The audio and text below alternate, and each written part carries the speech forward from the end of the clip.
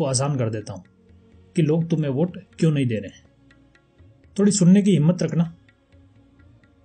लेकिन हाँ, मेरे इस जवाब में आपको यह पता चल जाएगा कि लोग आपको वोट क्यों नहीं दे रहे।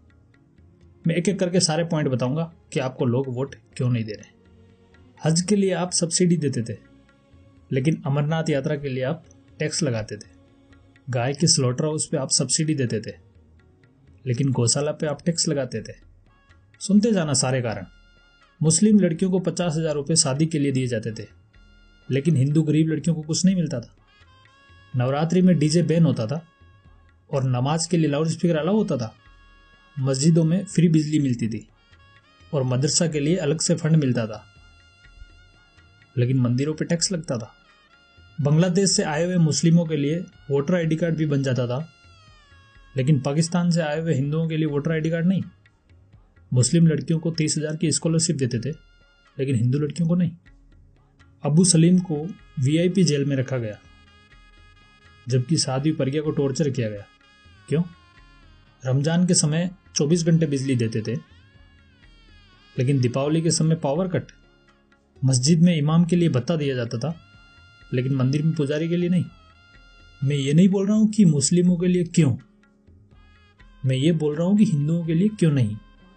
अब बात कर लेते हैं वन रैंक वन पेंशन की। 1973 में इंदिरा गांधी ने वन रैंक वन पेंशन का बेनिफिट हटा दिया था। किसी ने कुछ नहीं बोला। सोनिया ने वन रैंक वन पेंशन 2004 से 2014 तक लागू नहीं किया। किसी ने कुछ नहीं बोला। मोदी ने इस 40 साल के इश्यू को 1.5 साल में लागू कर दिया। सारे लोग मोदी से सवाल पूछने लगे, मोदी की आलोचना करने लगे।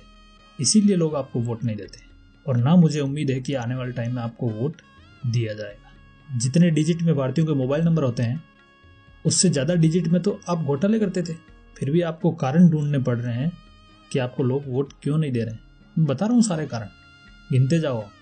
4 जनवरी 1990 को कश्मीर के उर्दू अखबार की सुर्खियाँ थी कि कश्मीरी पंडित या तो कश्मीर छोड़ दें या मरने के लिए तैयार हो जाएं, और यही आवाज़ें मस्जिद के लाउड स्पीकर में से आ रही थी। 19 जनवरी 1990 यानी 15 दिन बाद कई हिंदू बच्चों और मर्दों को वहीं पे मार डाला, और हिंदू महिलाओं के साथ बलात्कार करके उन्हें जिंदा जला दिया गया। वहाँ पे मंदिर तोड़े गए, जहाँ पे कश्मीरी पंडित रह रहे थे उनके मकान तोड़े गए। 5 लाख कश्मीरी पंडित वहाँ से अपनी जान बचा के भागने में कामयाब हुए। पॉलिटिशियंस, मीडिया, पुलिस सब तमाशा देख रहे थे। फिर भी आप सोच रहे हो कि लोग हमें वोट क्यों नहीं दे रहे हैं। आपको नहीं सोचना चाहिए कि लोग आपको वोट क्यों नहीं दे रहे हैं। मेरे ख्याल से आपको अच्छी तरह पता होना चाहिए कि लोग आपको वोट क्यों नहीं दे रहे हैं।